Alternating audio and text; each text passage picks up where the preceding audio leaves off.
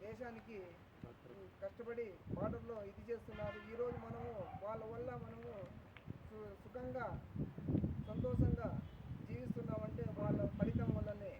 ఈరోజు 1757లో ప్లాసీ యుద్ధంలో బ్రిటిష్ వారు విజయం సాధించారు. తర్వాత బ్రిటిష్ ఈస్ట్ ఇండియా కంపెనీ వాణిజ్య సంస్థ నుండి దేశం ఆధిపత్య సైనిక చర్య మరియు రాజకీయ శక్తి మారడంతో భారతదేశం బ్రిటిష్ పాలనలో ప్రారంభమైంది. అంటే 1757లోనే మనకి బీజం స్టార్ట్ అయింది అనమాట. 1846లోనే బ్రిటిష్ వ్యతిరేకంగా ఉద్యమం వల్ల ఉయ్యాలవాడ నరసింహారెడ్డి చేసిన తెలుగు వీరుడు. ఆ రోజు మనకి ఉద్యమం చేసిన వల్ల కొందరు మహానుభావులు చాలామంది ఉద్యమం చేసినారు. 1857లో నాటి భారత తిరుగుబాటు అంటే సిపాయి తిరుగుబాటు అని అంటారు. బ్రిటిష్ పాలన ద్వారా ఈస్ట్ ఇండియా కంపెనీ భారతదేశాన్ని 100 సంవత్సరాలు పరిపాలించారు. అప్పుడు తిరుగుబాటును అణిచివేసినప్పటికీ బ్రిటిష్ పాలనపై విస్తృత అసంతృప్తి నాంది పలికింది. 1885లో స్థాపించబడిన east India national Congress party ద్వారా స్వతంత్ర పోరాటంలో ప్రజా తిరుగుబాటు స్వదేశీ ఉద్యమం ఊపందుకుంది.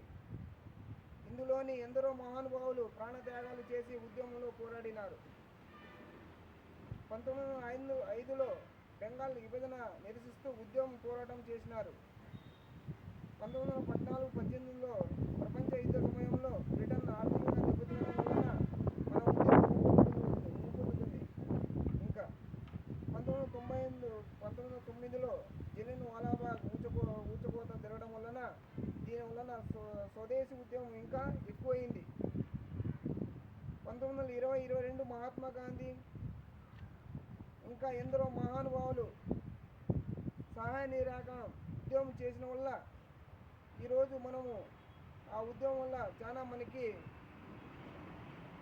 సహాయ నిరాకరణ చేయడం వల్ల మనము ఆ మహానుభావులకు ఒకసారి మనం తెలుసుకుంటే చాలా బాధ వేస్తుంది. ఆ రోజు చేసిన వల్ల ఈరోజు మనం అందరం స్వతంత్రం తీసుకొని మనం అనుభవిస్తున్నాం. 1930లో సాల్ట్ మార్చ్ అంటే ఉప్పు సత్యాగ్రహం చేశారు. 1942-43లో ఈస్ట్ ఇండియా కంపెనీ ఉద్యమం ద్వారా అహింస పాలన తగ్గింది.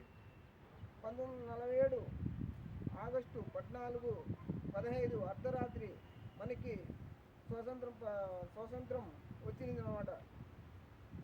అప్పుడు ఎందరో మహానుభావులు ప్రాణత్యాగాలు చేయడం వలన ఈరోజు మనము స్వతంత్రం తీసుకొని అందరూ సుఖంగా స్వేచ్ఛగా సోదరభావంగా అందరూ మనము జీవిస్తున్నాము.